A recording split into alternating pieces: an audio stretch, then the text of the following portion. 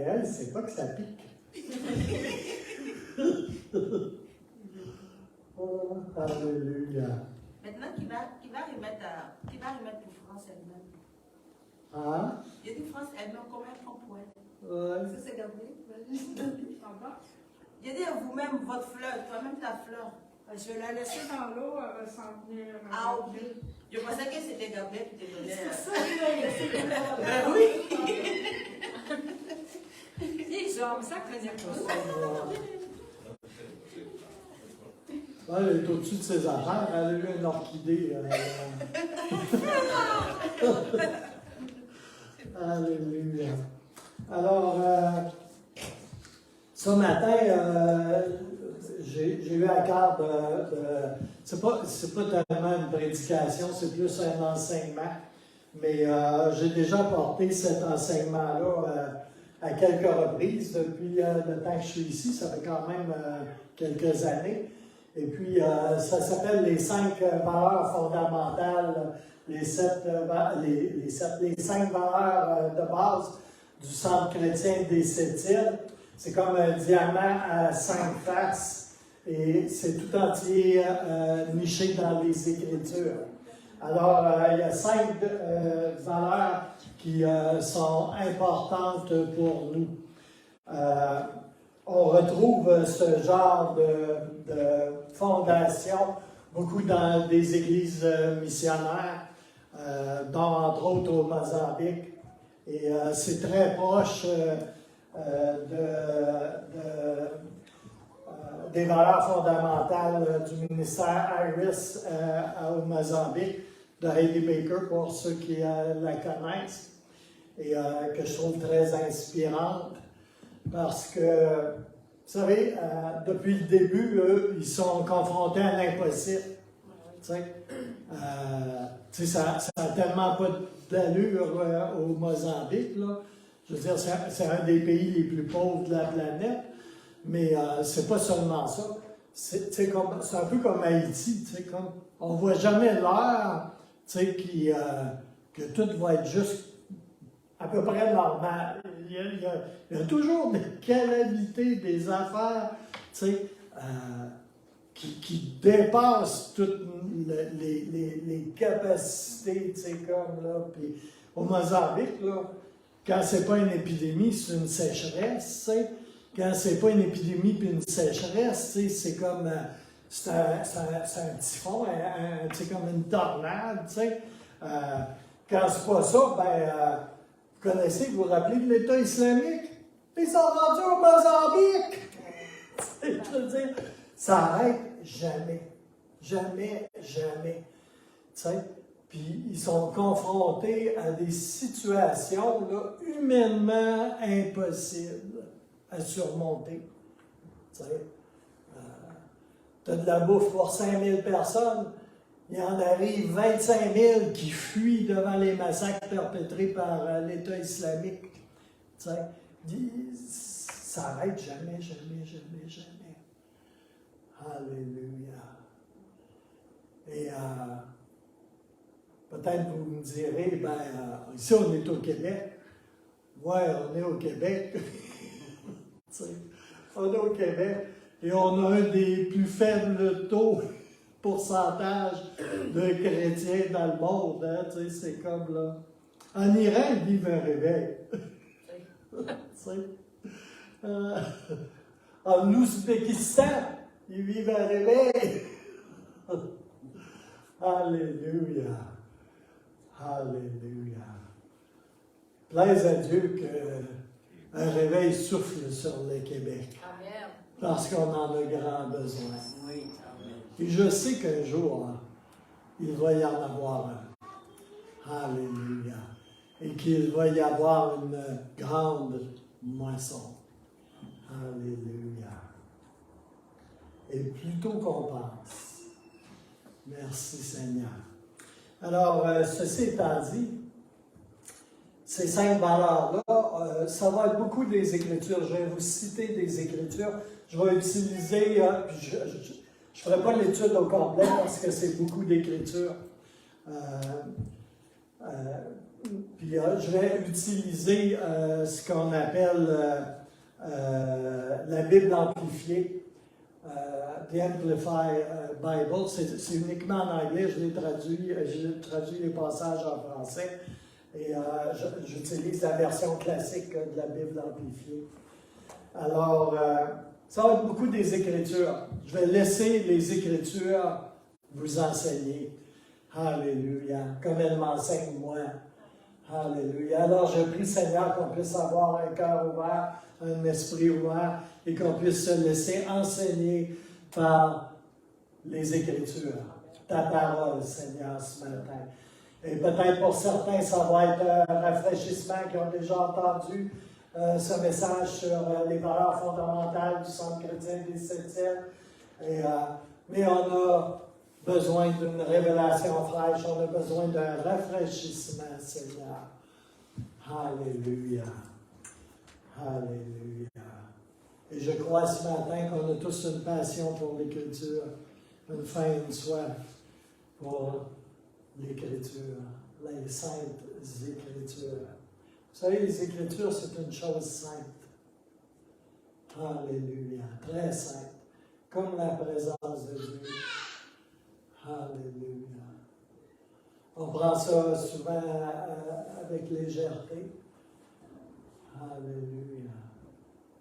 Mais c'est quelque chose de très saint. Alléluia. Merci Seigneur. Alors, la première valeur fondamentale s'appelle chercher et trouver Dieu. La problématique de la foi ne réside pas dans combien et comment nous savons de choses au sujet de Dieu, mais bien dans sommes-nous réellement près de Dieu? Cultivons-nous la présence de Dieu? Sommes-nous près de Dieu? Près de sa parole, près de Dieu. Alléluia. Je ne vois pas de distinction entre Dieu et sa parole.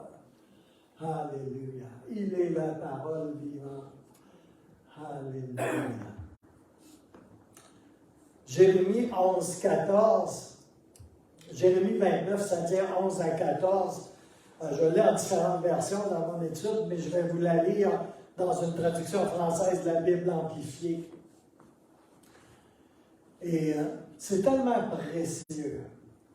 Car je connais les projets et les pensées que j'ai pour vous. Certainement, vous avez entendu ces Écritures-là maintes et maintes fois.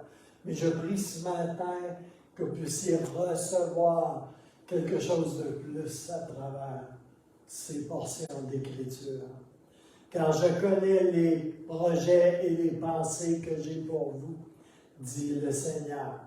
Des projets de paix et de bien-être, et non de malheur, pour vous donner un avenir et une espérance. Alléluia.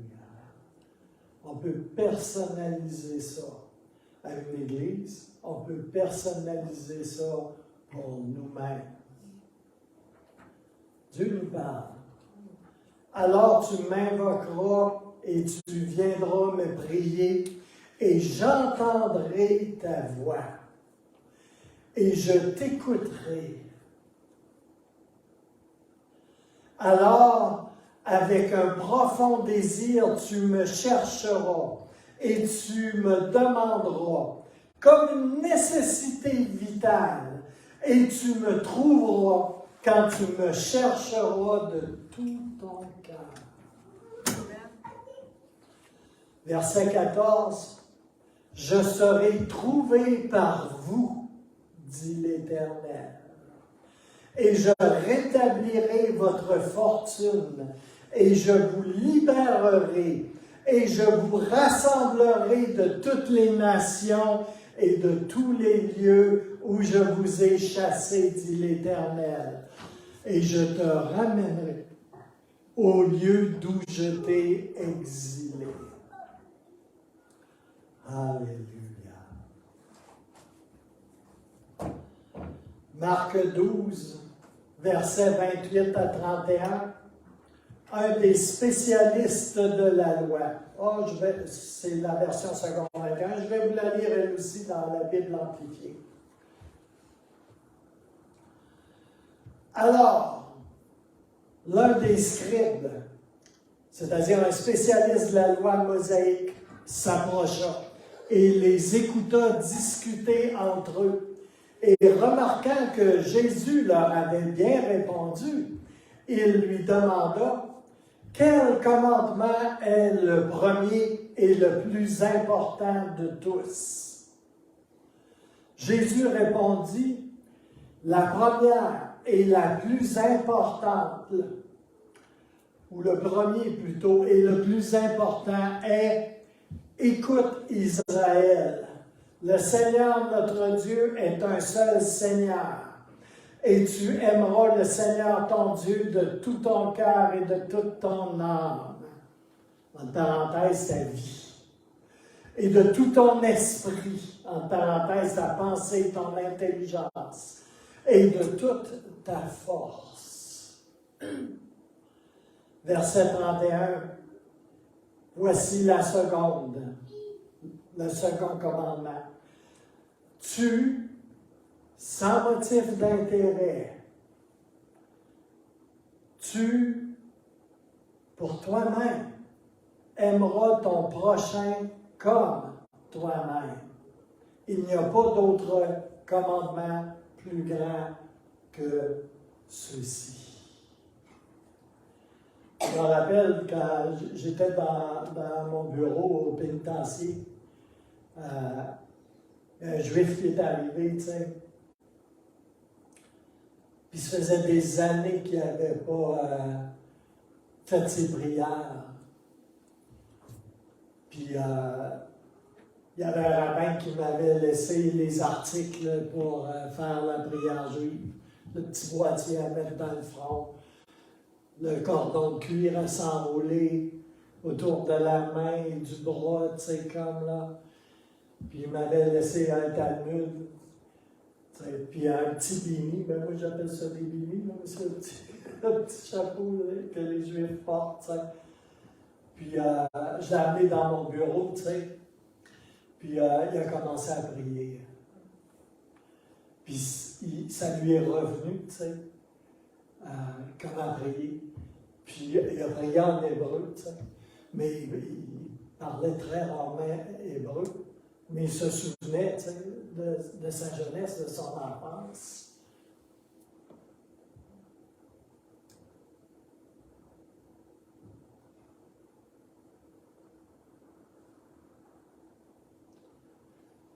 Puis, tu sais, la prière qu'ils font.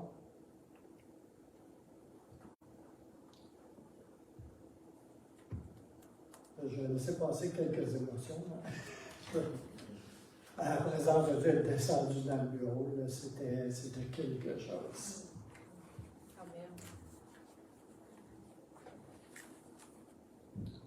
Puis cette prière-là commence justement par qu'est-ce qu'on vient de lire. Hein? Écoute, ô Israël. Écoute, ô Israël. Le Seigneur notre Dieu est un seul Seigneur.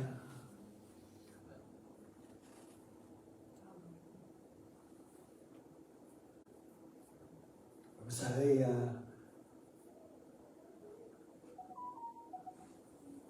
on a été greffés en quelque sorte. Hein? Et puis, nous sommes le peuple de Dieu. Mais Dieu n'a jamais oublié Israël. Et tantôt, on a lu, tu sais, que le Seigneur a un plan, une destinée. Et c'est des plans d'avenir et non de malheur. C'est vous qui le savez aussi pour Israël. Alléluia. Et les jours approchent, les jours viennent. Où est-ce que ce plan-là va être manifesté? Alléluia.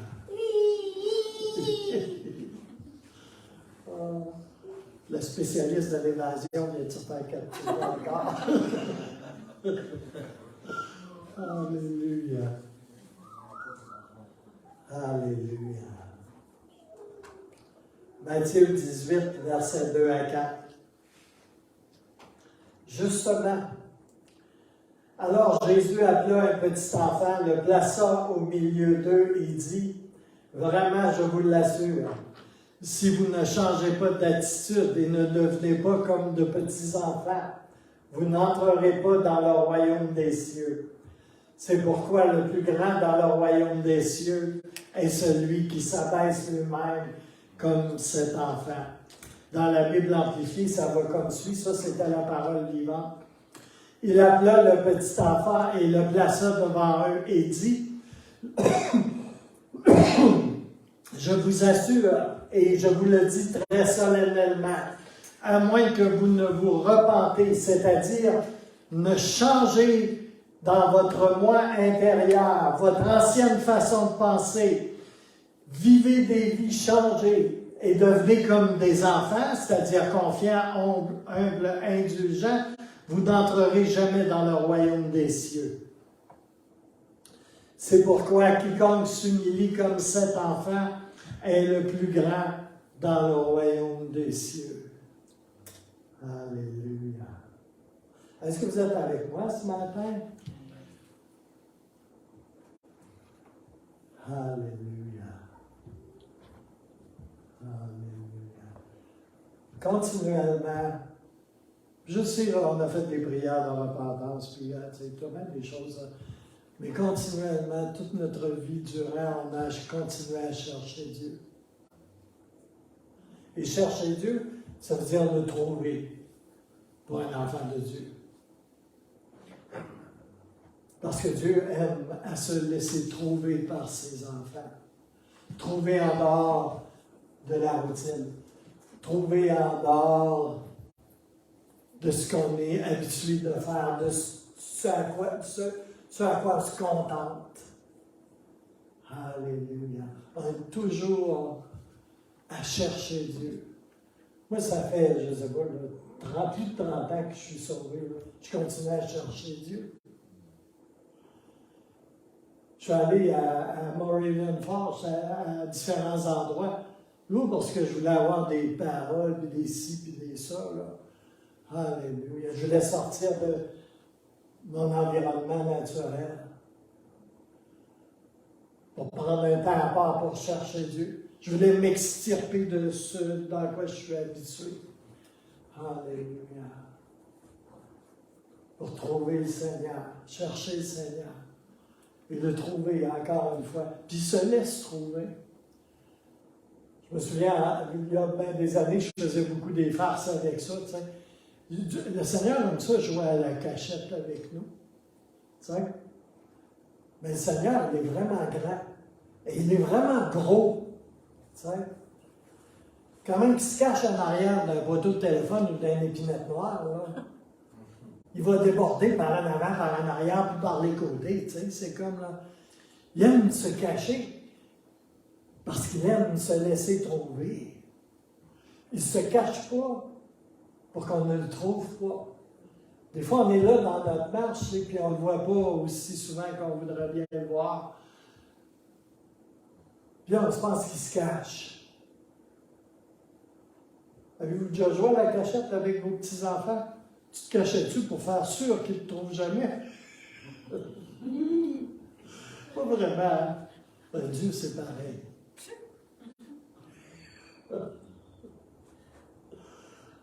Pour ça, c'est juste péchable. C'est pas fin. Alléluia. Mais Dieu est un bon Père. Mais il sait qu'on a besoin de le chercher. Parce qu'autrement, là,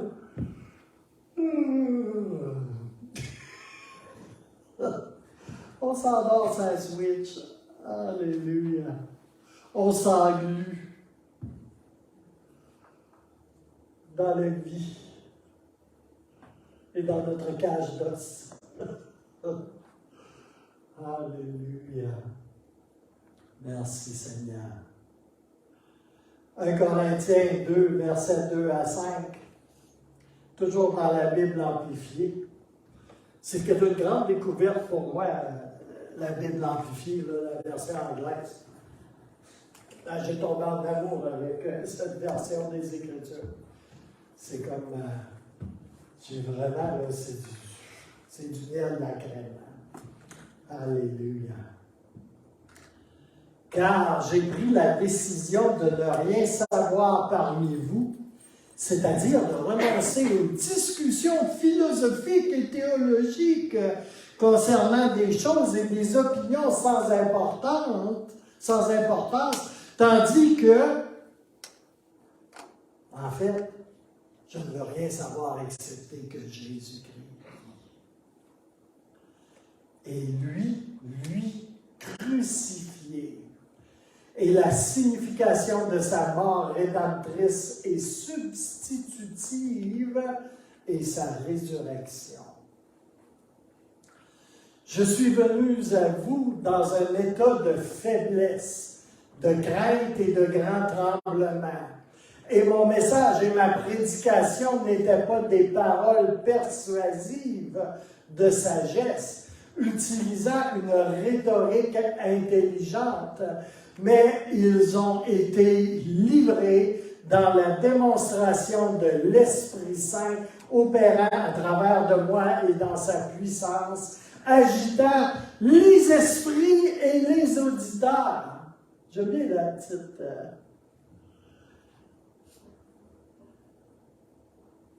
et les persuadant afin que votre foi ne repose pas sur la sagesse et la rhétorique des hommes, mais sur la puissance de Dieu. Alléluia. Romains 8, 16, 17. Dans la version de la parole vivante, enfants de Dieu, mais alors, nous sommes aussi ses héritiers. Nous aurons donc part à tous les trésors de Dieu, exactement comme le Christ. Et tout ce que Dieu donne à son Fils, imaginez-vous, et tout ce que Dieu donne à son Fils sera aussi nôtre. Oui, si maintenant nous sommes unis à lui, si nous portons ses souffrances, nous serons aussi à ses côtés, associés à sa gloire dans le monde nouveau. Alléluia. Alléluia.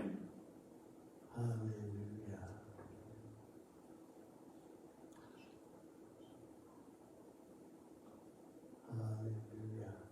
J'ai oublié de vous dire que ces versets-là étaient dans le deuxième point. C'est parce que j'ai beaucoup de portions d'Écriture, puis j'ai rajouté. 1 Corinthiens 2, 2, 5, Romains 8, 16, 17, etc. Ça faisait partie de la deuxième valeur qui s'appelle « dépendre des miracles ». Okay? Puis quand je dis ça, là, je ne parle pas là, que ça dépend des torticolis qui sont guéris dans la place. Là. Okay? C'est un peu plus que ça. Dépendre des miracles, c'est pas d'une manière limitative ou circonscrite dans ce que l'on veut, souhaite ou pense d'une manière préconçue.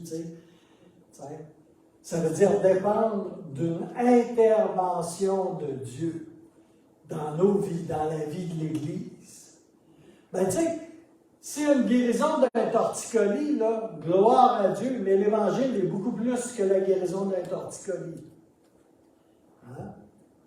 Si la nuée se manifeste dans la salle, là, gloire à Dieu, c'est un miracle. Si ma vie est touchée par le Saint-Esprit, est transformée, si je suis séparé de Dieu et que son salut se manifeste dans ma vie. Alléluia. C'est un miracle. C'est une intervention de Dieu. Amen. Dépendre des miracles, ça veut dire, au plus simple, là, pas faire l'Église comme juste pour faire l'Église, puis avoir une bonne réunion. C'est toujours s'attendre à ce que Dieu intervienne. Amen.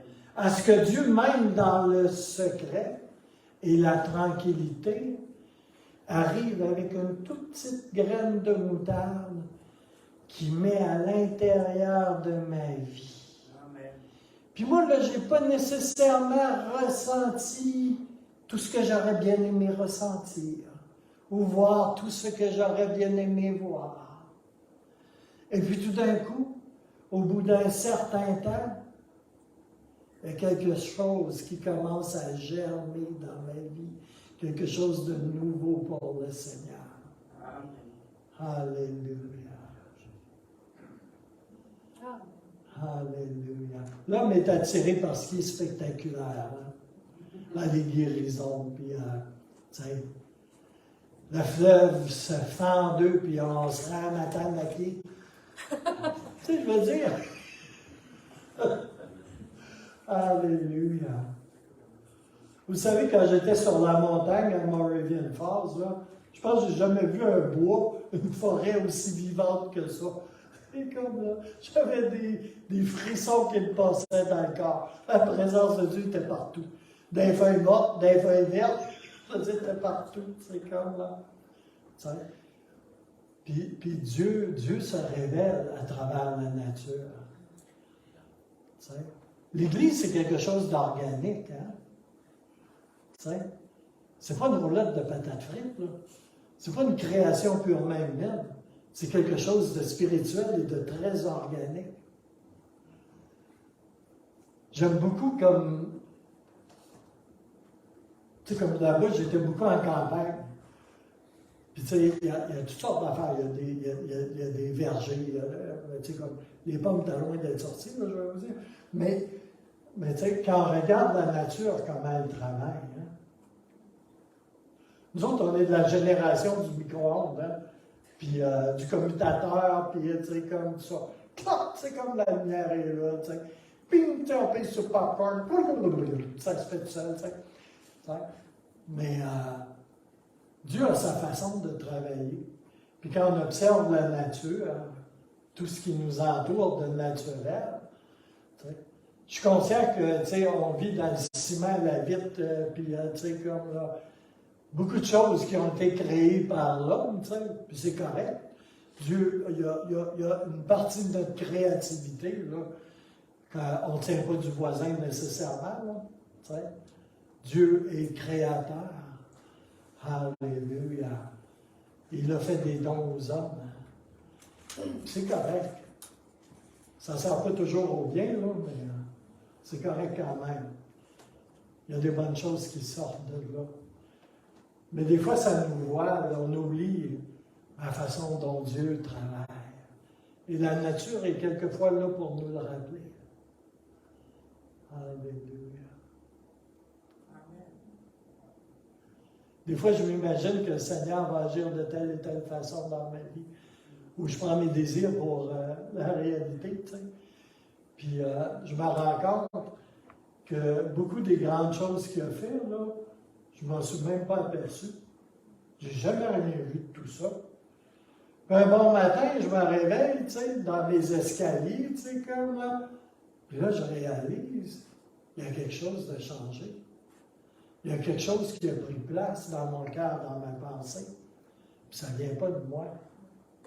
Même si je suis bien intelligent, puis tout, là, ça ne vient vraiment pas de moi.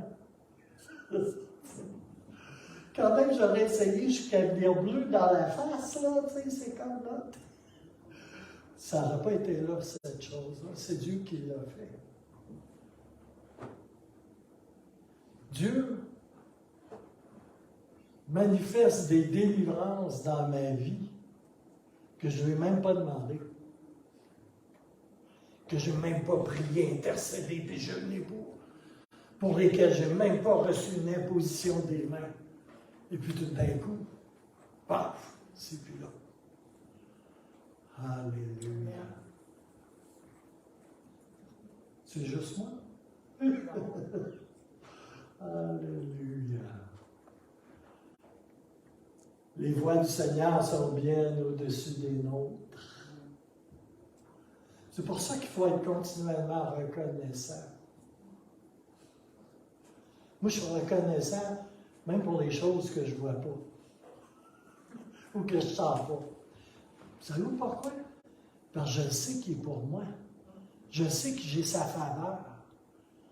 Puis des fois, là, je me réveille, Je réalise qu'il est vraiment là et qu'il a vraiment agi. Et qu'il sait encore bien mieux que moi ce qui est bon pour moi. Puis des fois, ça me prend un peu de temps de l'accepter, par exemple. Parce qu'il ne fait pas toujours ce que je veux. Je pense qu'il fait à peu près jamais ce que je veux dans les faits. Alléluia. C'est pas un gros bébé gâté. Alléluia. Je sais que je suis choyé de Dieu. Alléluia. J'ai sa faveur sur ma vie. Alléluia. Et je ne peux pas m'empêcher de vous dire que sa faveur est pour vous également. Des fois, on a de la misère avec ça. Là, je sors de l'enseignement. J'imagine que c'est parce qu'il y a quelqu'un quelque part qui a besoin d'entendre ça. Peut-être au Turkestan, à travers le choses en ligne. Qui sait? Alléluia. Merci Seigneur. Fait que ça, c'était dépendre des miracles. Je pense que le point était fait. Troisièmement, aller vers les pauvres. Okay? Une des grandes leçons que j'ai eues, j'en avais eu des bribes avant, mais une des grandes leçons que j'ai eues ici sur la Côte-Nord, à propos d'aller vers les pauvres, là, vers les moins, vers les exclus, les pauvres. Un pauvre, ce n'est pas nécessairement quelqu'un qui n'a pas d'argent, OK? Ou qui n'a pas une grosse job. C'est vraiment pas ça. T'sais. Il y en a qui se promènent en Mercedes, puis ils sont pauvres. Mais pauvres, là, ça se dit pas. Alléluia. Ils sont comme des coquilles vides. Alléluia. Mais une des grandes leçons que j'ai reçues sur la Côte-Nord, là, puis je veux dire, je l'ai vraiment reçue, là, ça a frappé un peu comme un train. C'est le Seigneur m'a dit, un jour, je t'envoie vers les pauvres. Ben, j'ai dit, super, parce que je connais les Écritures, tu sais, quelle bénédiction, tu sais. Puis là, je me suis dit, je vais aller au Brésil, en Inde, tu sais, ou, tu sais, comme, je ne sais pas trop où, tu sais. Merci Seigneur, tu sais. Comme chaud sur la Côte-Nord. Mais là, le Seigneur, il m'a dit, non, je t'envoie vers les plus pauvres. Vous savez où est-ce qu'il m'a envoyé? À Port-Cartier. Au pénitencier à sécurité maximum. Qui reçoivent tous les prisonniers, que les autres prisons, même à sécurité maximum, ne veulent plus. Parce qu'ils sont trop fous. Trop incontrôlables. Ça, c'était les pauvres vers lesquels le Seigneur m'a envoyé.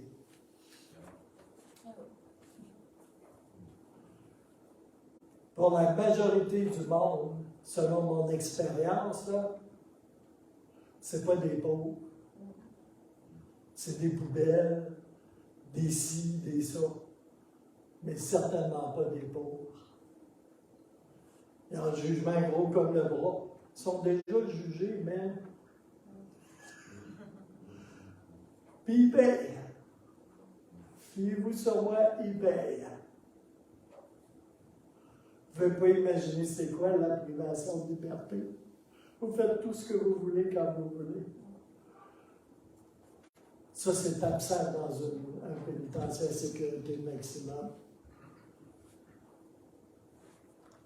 Alléluia. Fait que là, une des valeurs fondamentales du centre chrétien, c'est d'aller vers les pauvres. Vers ceux qui ne nous attirent pas vraiment.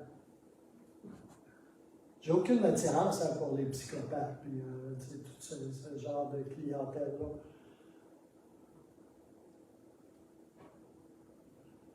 Puis quand j'en rencontre, j'ai la compassion de Dieu qui vient sur moi. Et je vois quelqu'un de brisé, de cassé. Même des cas, c'est pas brisé, c'est cassé. Tu sais?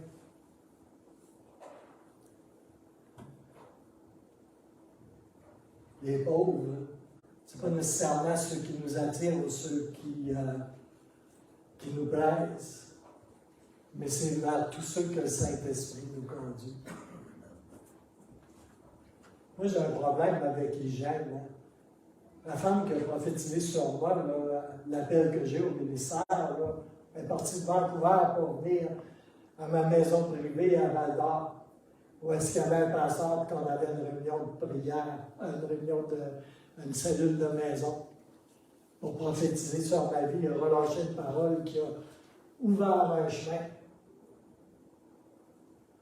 Son dada, elle, à Vancouver, c'était de ramasser les itinérants qui puaient le plus, qui étaient le plus dégoûtant. Vous passerez le mot, là, mais c'était vraiment ça. Tu sais? Puis elle les ramassait et elle les amenait chez eux. Elle leur faisait prendre un bain, leur coupait les cheveux s'il fallait, s'il voulait, puis elle en prenait soin. Ça, là, pour elle, là, c'était son kick ultime. Pour de vrai, moi, là, je ne peux pas faire ça, je ne suis pas capable de faire ça. Je suis trop dédaigneux. Malgré que je l'ai déjà fait. Hein? Oui, on l'a déjà fait. À peu près tout ce que la personne avait touché, on l'a jeté. On va chercher à le nettoyer, on va faire quoi que ce soit, on l'a jeté. Hein? On n'a pas arraché le bain, ben, quasiment. Alléluia. Pour le bord de pilote, le couteau, vous êtes tout est à la poubelle.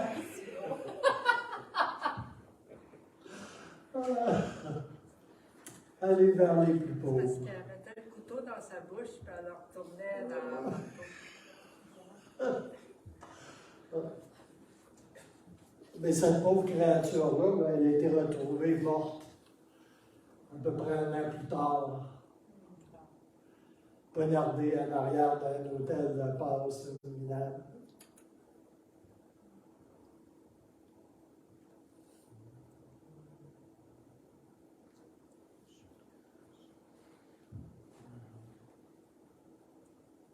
J'ai eu le temps de présenter l'Évangile puis Jésus.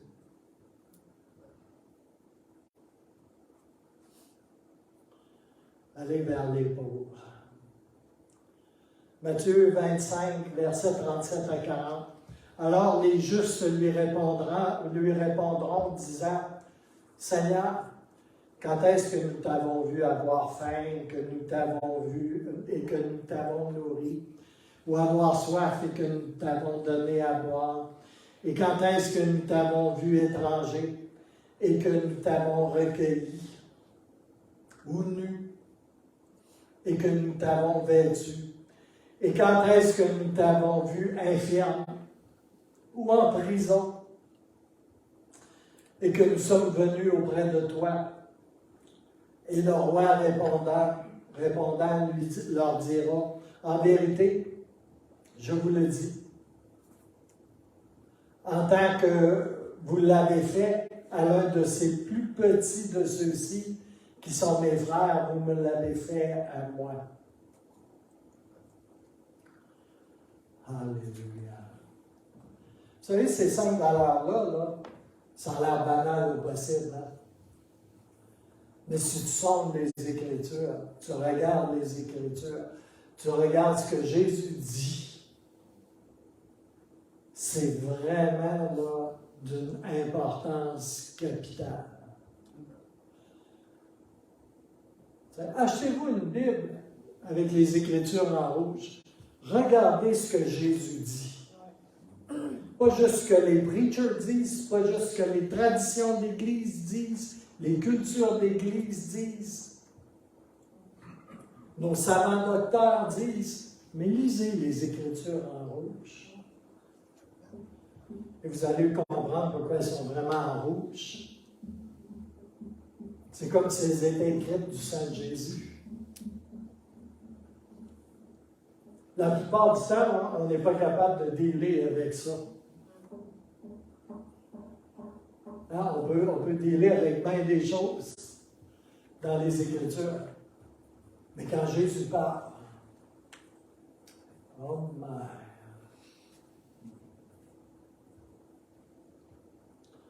Psaume 73, verset 25. Qui ai-je au ciel si ce n'est toi? Et quand je suis auprès de toi, rien ne m'attire plus sur terre. Verset de la parole vivante. Matthieu 25, versets 31 à 36. Quand le Fils de l'homme reviendra dans la gloire, escorté de tous ses anges, il prendra place sur son trône de gloire.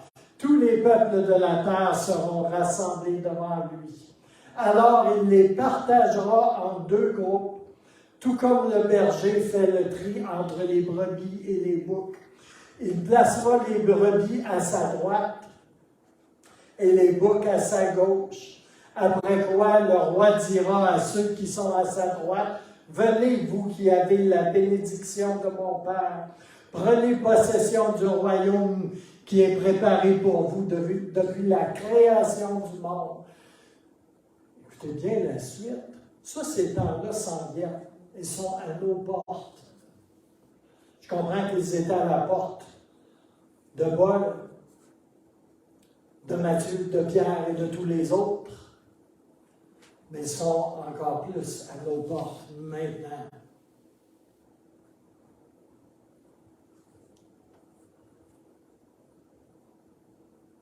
Après avoir dit, prenez possession du royaume qui est préparé pour vous depuis la création du monde. Car j'ai souffert de la faim et vous m'avez donné à manger. Et vous m'avez accueilli chez vous. Je n'avais pas d'habit et vous m'en avez donné. J'étais malade et vous m'avez soigné. J'étais en prison et vous êtes venus me voir. Parole vivante. Quand le Seigneur m'a envoyé là, au pénitencier, là, au début, j'y allais comme bénévole. Je n'allais pas parce que j'étais payé, là. Ou parce que j'avais un titre de d'aumônier de site, d'aumônier Seigneur. Je suis allé comme bénévole pour rencontrer un détenu qui était considéré parmi les 10 plus dangereux au Canada. Je n'ai jamais cherché ce gars-là. Le Seigneur m'a envoyé le rencontrer quand même. Puis un peu après, j'ai commencé à enseigner des études bibliques bénévoles à des détenus anglophones. Mais moi, je ne suis pas parfaitement bilingue. Je ne suis pas si fluide que ça en anglais. Puis j'enseignais des études bibliques à des anglophones.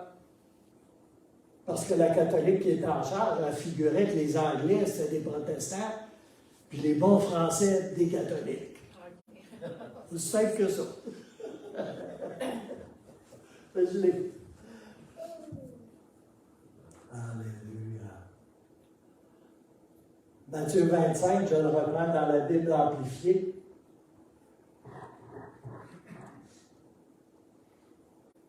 Mais quand le Fils de l'homme viendra dans sa gloire et sa majesté, et tous les anges avec lui, alors il s'assiera sur le trône de sa gloire. Toutes les nations seront assemblées devant lui pour le jugement. Et il les séparera les uns des autres comme un berger sépare ses brebis des boucs. Et il mettra les brebis à sa droite, qui est la place d'honneur, et les boucs à sa gauche, la place de rejet. C'est dans les Écritures, hein? Alors le roi dira à ceux qui sont à sa droite, « Venez les bénis de mon Père, les favoris de Dieu, les appointés au salut éternel, hériter du royaume qui vous a été préparé depuis la fondation du monde. Verset 35. Car j'ai eu faim et vous m'avez donné à manger. J'avais soif et vous m'avez donné à boire. J'étais un étranger et vous m'avez invité à entrer. J'étais nu et vous m'avez vêtu. J'étais malade et vous m'avez visité avec de l'aide et des soins prodigués. J'étais en prison et vous êtes venus vers moi en ignorant le danger personnel. Alléluia.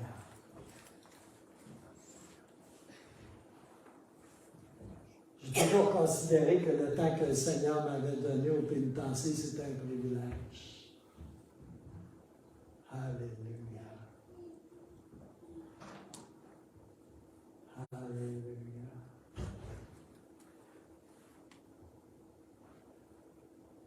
Hébreux 13:3. Pensez aux prisonniers comme si vous étiez leurs compagnons de captivité. Souvenez-vous de ceux qui sont maltraités en songeant que vous vivez, vous aussi, dans un corps sensible comme le leur. Ça, c'est la version de la parole vivante. Luc 14, versets 12 à 14. Jésus dit aussi à son hôte, « Quand tu donnes un déjeuner ou un dîner, n'invite pas tes amis, tes frères, ta parenté ou tes riches voisins. Ils se sentiraient obligés de t'inviter à leur tour pour te rendre la politesse, et tu serais amplement payé de ta peine. Non, si tu donnes une réception, prends l'habitude d'inviter les pauvres, les estropiés, les infirmes, les aveugles, les exclus. Si tu fais cela, tu connaîtras le vrai bonheur, précisément parce que ces gens-là n'ont pas la possibilité de te rendre l'appareil. Dieu te récompensera lorsque les justes ressusciteront. La parole vivante. Ésaïe 58, versets 6 à 9. N'est-ce pas ici le jeûne que j'ai choisi? Qu'on rompe les chaînes de l'iniquité, qu'on fasse tomber les liens du joug, et qu'on renvoie libres les opprimés, et que vous brisiez tout joug. Hein, c'est pas seulement une affaire de ne pas manger de tarte au sucre. N'est-ce pas que tu partages ton pain avec celui qui a faim et que tu fasses entrer dans la maison les affligés qui errent sans asile? Quand tu vois un homme nu, tu le couvres et que tu ne caches pas et que tu ne te caches pas à ta propre chair. Quelque chose, hein? Quand tu vois un homme nu, que tu le couvres et que tu ne te caches pas à ta propre chair.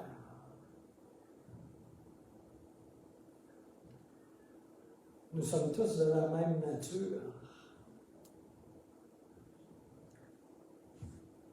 Alors ta lumière jaillira comme l'aurore, et ta santé germera promptement, et ta justice marchera devant toi.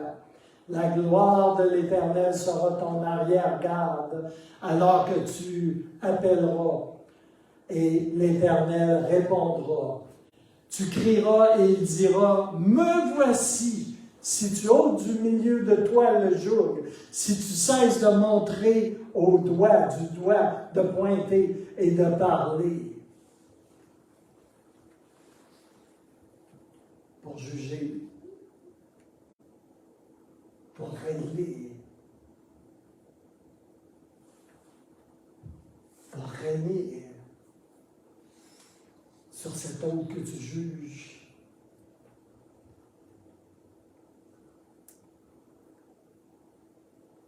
Luc 4, 18, 19, dans la parole vivante, j'ai la Darby aussi. J'aime bien les vieilles versions. ils sont souvent moins stérilisés, on va dire, ou adaptés. L'Esprit du Seigneur, parole vivante, l'Esprit du Seigneur repose sur moi. Il m'a choisi et consacré par son onction pour apporter la bonne nouvelle aux malheureux. Il m'a envoyé pour annoncer aux captifs qu'ils peuvent être libérés et aux aveugles qu'ils verront de nouveau, pour apporter la délivrance à ceux qui sont écrasés sous le poids de leur fardeau, et proclamer l'année où le Seigneur accueille les hommes et leur témoigne sa faveur. Alléluia. La quatrième valeur, je vais être dans les temps. La quatrième valeur, qui n'est pas très à la mode, je vais vous dire, surtout dans sa, non au complet, je vais pas dire dans sa première partie, mais aussi dans sa deuxième. On a des évangiles qui sont publiés.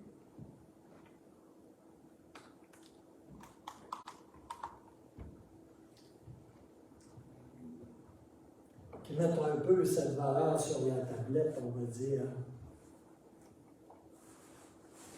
Quatrièmement, souffrir pour lui, si c'est nécessaire. Okay, je ne suis pas en train de parler d'un culte de la souffrance. Regardez comme je suis spirituel, je touche beaucoup. C'est pas de ça que je parle. Souffrir pour lui, si c'est nécessaire, et payer le prix. 2 Corinthiens 1, versets 3 à 7. Je vais vous lire dans la Bible amplifiée. Béni, loué et adoré soit le Dieu et Père de notre Seigneur Jésus-Christ, le Père des miséricordes et le Dieu de toute consolation, qui nous console et nous encourage dans toutes les difficultés, afin que nous puissions consoler et encourager ceux qui sont dans n'importe quel type de problème, avec le réconfort avec lequel nous avons nous-mêmes été consolés par Dieu. Avez-vous déjà été consolés de quelque façon par le Seigneur? Moi, je ne les compte plus. Depuis le temps, là, je ne les compte plus, les façons que le Seigneur m'a consolé. Et ce qu'on vient de lire, c'est que Dieu veut que tu utilises ce même réconfort que tu as eu de lui, cette même consolation, pour en consoler d'autres, qui sont peut-être dans les mêmes problèmes, dans les mêmes difficultés. Et qu'est-ce qui va arriver d'après toi? C'est qu'il va les consoler en utilisant le même réconfort qu'il t'a prodigué à toi. Nos épreuves ne sont pas juste appelées à être des épreuves pour des épreuves et des souffrances pour des souffrances. Ne sont pas juste appelées à être stériles. Dieu veut nous utiliser. Alléluia. C'est tellement facile. Combien de fois on rencontre une personne qui est dans une situation où on a déjà été, et où on a pâti, et où on a trouvé ça difficile. Puis Dieu nous a donné ce dont on avait besoin. Il était avec nous pour traverser ces situations-là. Témoigner Jésus, là, c'est ça. Alléluia. Alléluia. Verset 5. Car tout comme les souffrances de Christ sont nôtres en abondance, car elles débordent sur ses disciples, de même notre consolation, notre réconfort, notre encouragement, notre consolation sont abondantes par Christ. C'est vraiment plus que suffisant pour endurer ce que nous devons. Verset 6. Mais si nous sommes troublés et affligés, c'est pour notre réconfort et notre salut.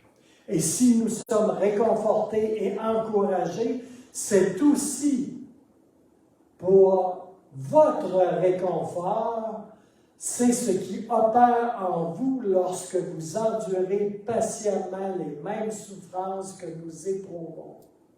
Et notre espérance pour vous, c'est-à-dire notre attente confiante de ce qui est meilleur pour vous, est fermement fondée, assurée et inébranlable, puisque nous savons que tout comme vous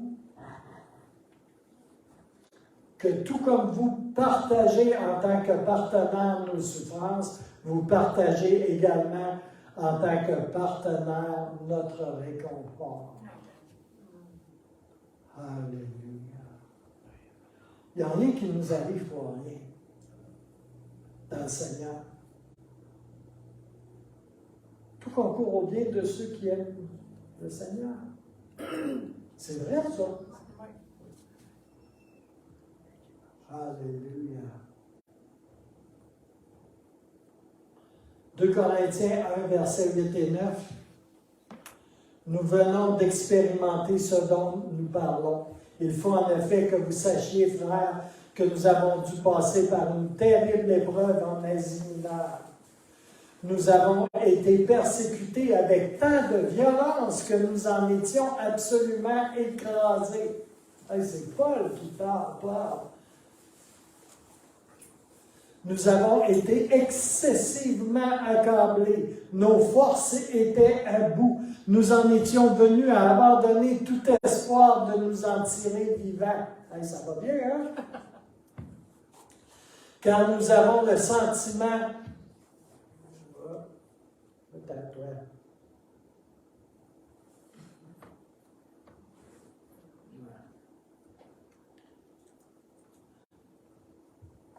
Car nous avions le sentiment de voir tomber notre arrêt de mort. En notre fort intérieur, nous avions fait le sacrifice de nos vies.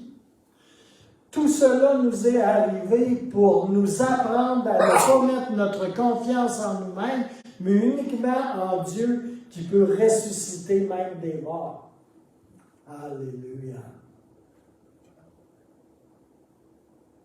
2 Corinthiens 4, versets 1 à 10. L'emphase est sur les versets 7 à 10. C'est ce ministère de l'Esprit que Dieu, dans sa bonté, nous a confié. Voilà pourquoi nous y consacrons sans crainte et défaillance. Nous ne nous laissons pas abattre ou intimider. Nous rejetons les méthodes secrètes, les voies cachées, et tout ce qui se trame dans l'ombre. Nous n'avons rien à dissimuler, rien dont nous devions rougir. Nous ne nourrissons ni arrière-pensée, ni calcul intéressé. Nous ne recourons pas à l'intrigue ou à la ruse. Au contraire, nous les dénonçons sans ménagement. Nous n'altérons pas la parole de Dieu et n'en tordons pas le sens. Notre unique souci est de publier ouvertement la vérité par une telle conduite menée sous le regard de Dieu. Nous nous rendons recommandables à la conscience de tout homme droit. Sans doute, malgré tout cela, notre évangile demeure-t-il voilé et obscur pour certains. Mais à présent, le voile est dans leur cœur. Il ne reste que chez ceux qui courent à leur perte, ceux dont le Dieu de ce monde a aveuglé l'esprit et obscurci l'intelligence à cause de leur incrédulité. Satan veut les empêcher de voir briller dans toute sa splendeur l'évangile de la gloire de Jésus-Christ, image du Dieu vivant. Ce n'est pas nous-mêmes que nous mettons en avant dans notre prédication, c'est le Christ Jésus en tant que Seigneur. Nous voulons nous présenter simplement comme vos serviteurs par amour pour Jésus. En effet, le même Dieu qui un jour a ordonné que la lumière jaillisse des ténèbres a illuminé nos cœurs afin que nous puissions, à notre tour, refléter la lumière de la connaissance de Dieu et faire resplendir sur les autres la gloire divine qui rayonne sur le visage de Jésus-Christ. Verset 7. Cet évangile est le trésor précieux qui nous a été confié. Certes, nous portons ce trésor dans des vases de terre cuite, mais il faut qu'il en soit ainsi. Cela prouve avec évidence que cette incomparable puissance vient de Dieu et non pas de nous. Cette puissance, nous l'expérimentons dans nos vies. En même temps que la fragilité des vases qui la contiennent. Traqués et opprimés de tous côtés et cependant jamais subjugués par la peur, fréquemment désemparés, mais jamais découragés. Souvent nous sommes perplexes et ne savons pas quel chemin prendre, mais nous n'abandonnons pas. Nous connaissons l'angoisse et le dénuement, non le désespoir. On nous persécute, mais nous ne nous sentons pas délaissés.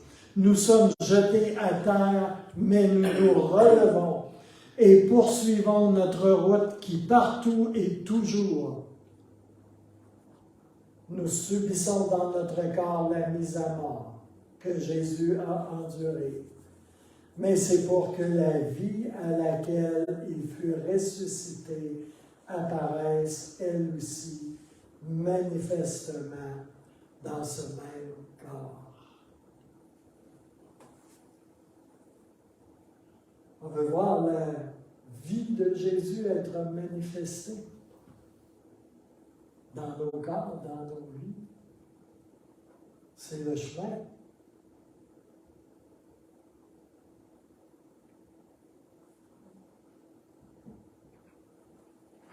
C'est pas le chemin de l'Hyper Faith, puis de Word of Faith, puis de Superman Faith.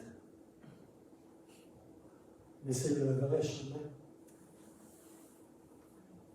Moi, quand Jésus m'a demandé, tu veux-tu me suivre? Puis il m'a montré le chemin, un petit chemin de montagne plein de pierres, puis de gravier, puis un chemin pour des chefs de montagne, tu sais, genre. J'ai compris qu'il ne m'appelait pas sur un autoroute. Alléluia. Mais il est toujours là. Alléluia. Et la parole qui lui avait été donnée par Ésaïe, les anges vont être là. Le Seigneur va te porter de peur que ton pied ne heurte une pierre. Elle est vraie pour chacun d'entre nous aussi.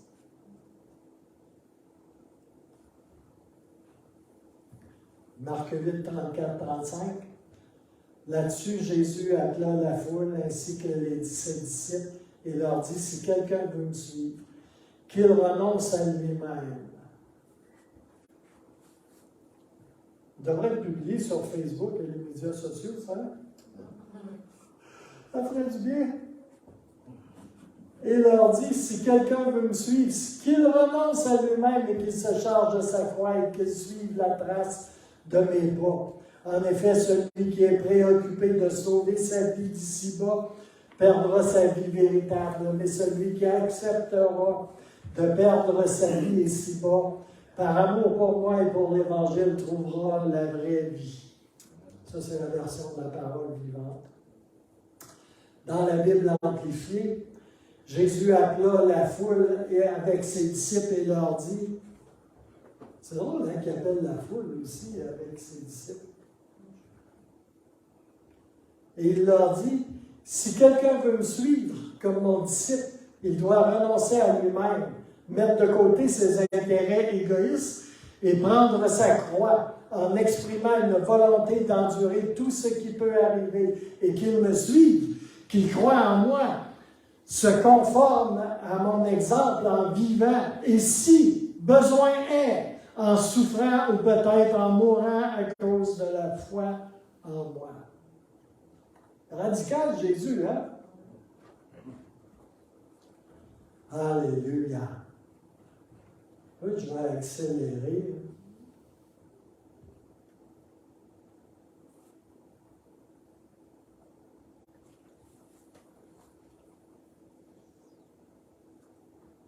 Je vais aller au 5e point, bien que j'ai des beaux versets pour le 4e point encore, quelques-uns.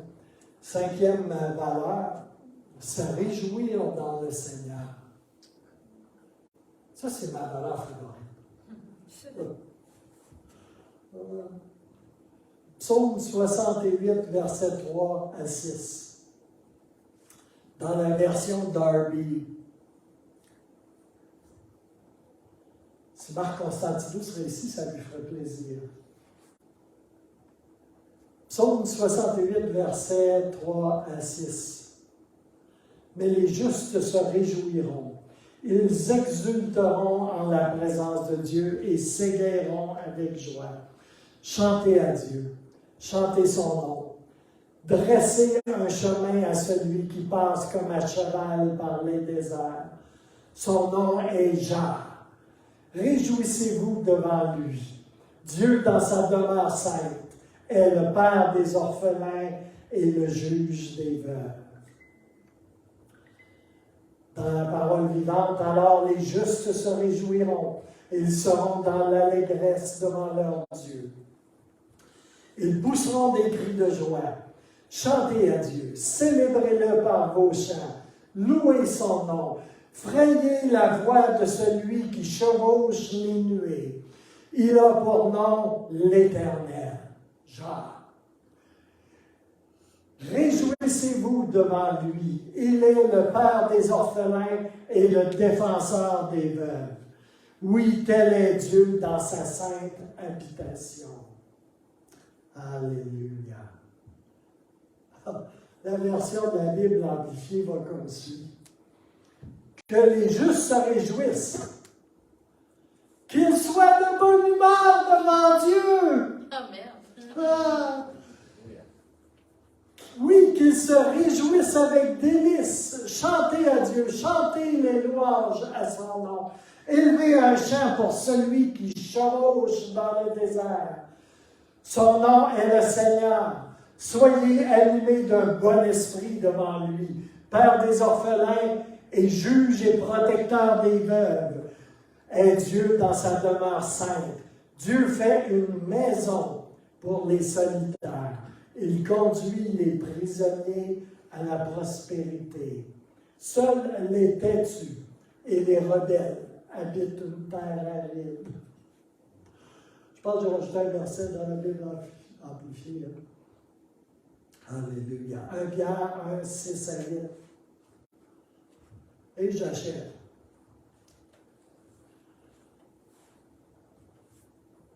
Dans la version de la Bible amplifiée, 1 Pierre, en cela réjouissez-vous énormément.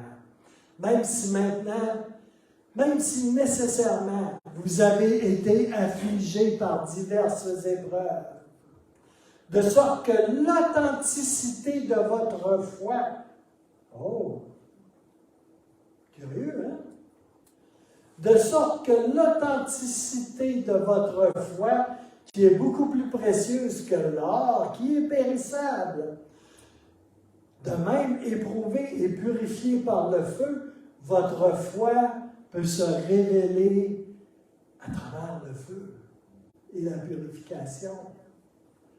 Et ainsi produire pour résultat une louange, une gloire et un honneur lors de la révélation de Jésus-Christ. Quoique vous ne l'avez pas vu, vous l'aimez.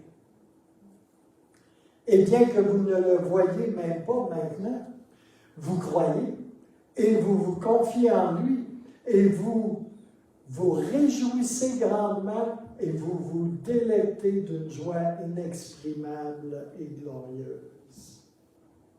Un de mes versets favoris, Néhémie 8:10, la joie du Seigneur est notre force. C'est tellement vrai, tellement vrai. Philippiens 4:4, réjouissez-vous toujours dans le Seigneur. Encore une fois, je vous le dirai, réjouissez-vous. Ça, c'est la version Darby. La parole vivante formule ceci. Au revoir, mes amis. Réjouissez-vous en tout temps d'être dans la main du Seigneur. Réjouissez-vous de tout ce qu'il est pour vous. Oui, je le répète, trouvez votre joie en lui. Jean 18:11. Je vous ai dit ces choses afin que ma joie soit en vous et que votre joie soit accomplie au parfait. Alléluia.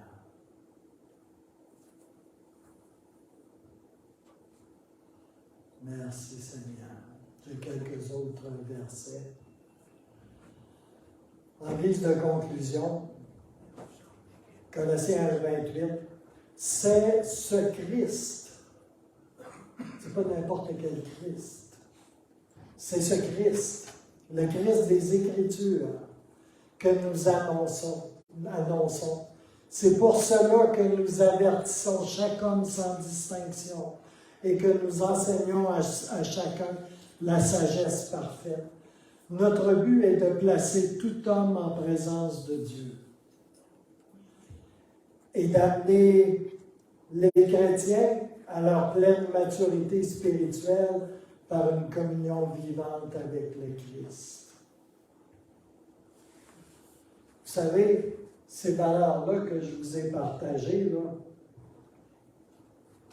ce n'est pas quelque chose d'abstrait, ce n'est pas des concepts abstraits, des procédures, des méthodes, ce n'est pas des programmes.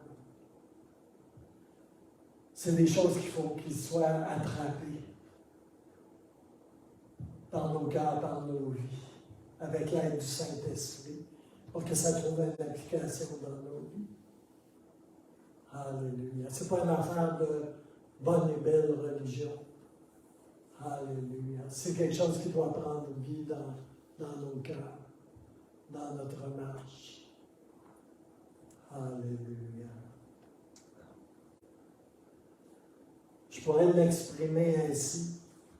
Ces valeurs sont une atmosphère dans laquelle on bouge.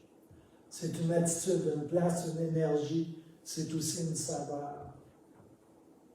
Elles sont lumière et chaleur. Elles peuvent exciter, motiver et diriger. Elles peuvent être très spontanées aussi.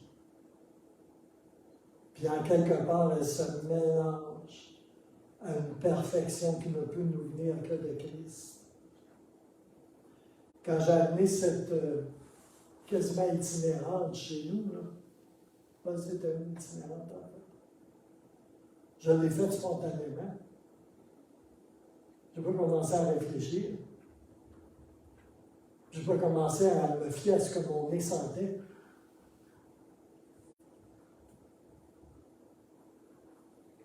Mais je savais que le Seigneur voulait que je fasse ça. Même si c'était contraire à beaucoup de choses. À ma nature.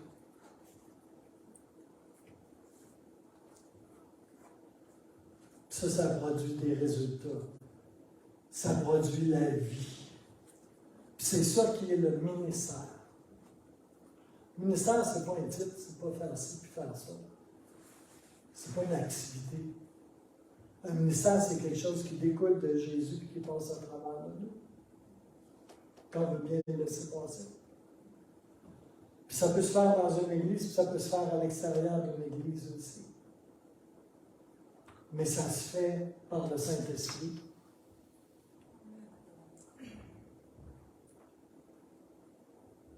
Ces valeurs-là, elles sont au-delà de la compréhension.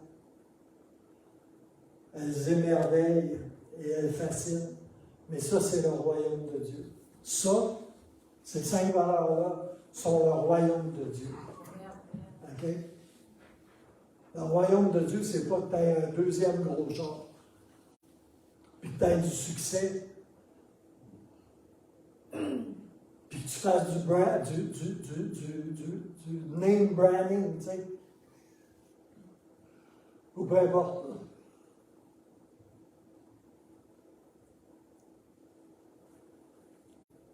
Elles sont le royaume. Elles sont les Écritures, elles sont les Évangiles, une fois pour toutes, telles que transmises aux saints. Elles sont la bonne nouvelle d'une grande joie proclamée, celle de la naissance de Jésus-Christ. Elles sont l'espérance du monde, sans laquelle le ministère est juste paralysé, fossilisé.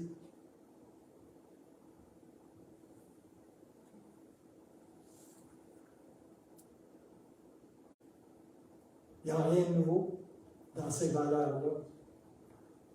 C'est pas sage, c'est pas une découverte, c'est pas une invention. C'est l'héritage de tous les croyants en Jésus-Christ.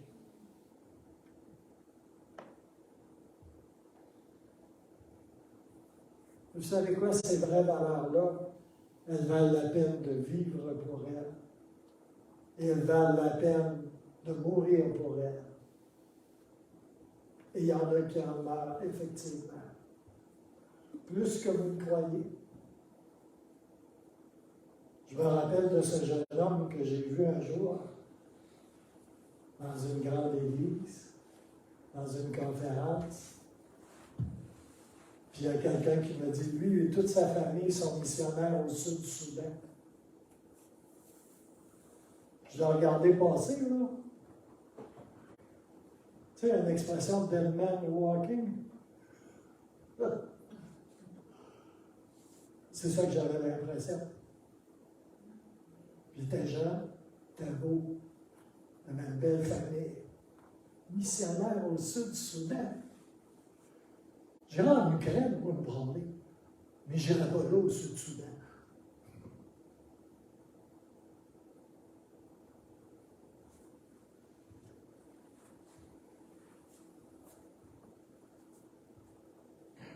Et pour finir, il est de la plus haute importance de réaliser que ces valeurs-là ne peuvent être activées qu'en étant en relation, en connexion avec une personne. Et cette personne est Jésus.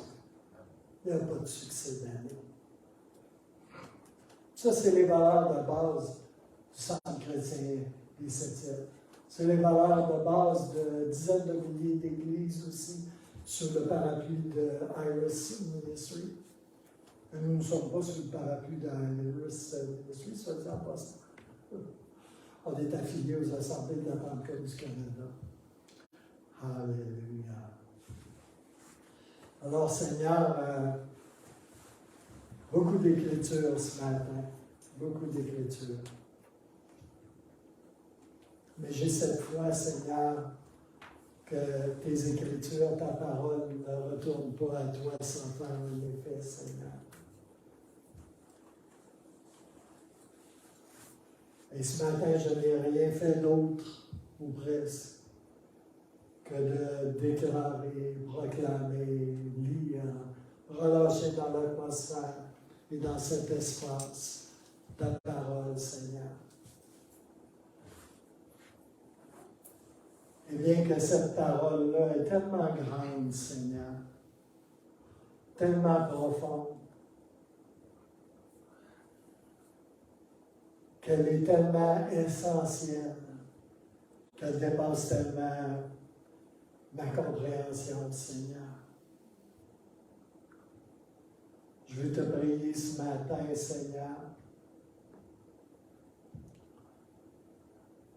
de l'arroser, cette parole qui a été relâchée ici, Seigneur, Et je prie que tu la fasses germer dans nos vies, Seigneur. Et moi, je ne peux y rien faire de plus. Mais toi, Dieu le Saint-Esprit, tu peux faire que ces petits grains de moutarde-là qui ont été semés ce matin puissent prendre vie. Et qu'on puisse vivre d'une réalité.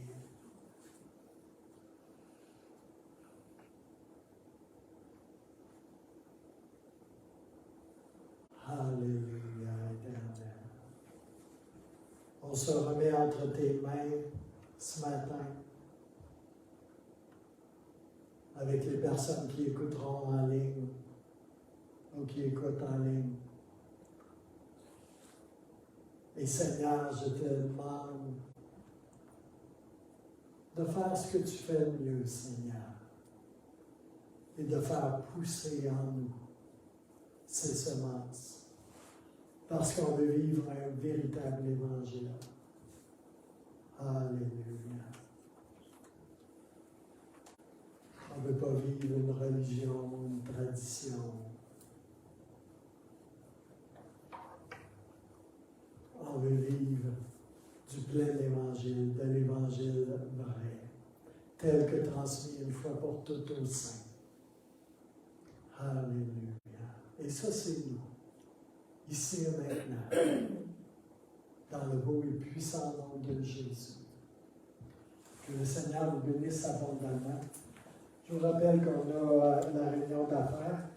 Et puis, s'il y en a qui veulent se joindre à nous pour y manger à notre compagnie, on ne retournera pas dans le quartier pour revenir pour la réunion d'affaires. On va manger ici. Vous êtes tous les bienvenus. Si vous n'avez pas de lunch, vous pouvez aller à Visage Chacun et venir manger avec nous. Amen. Que le Seigneur vous bénisse abondamment.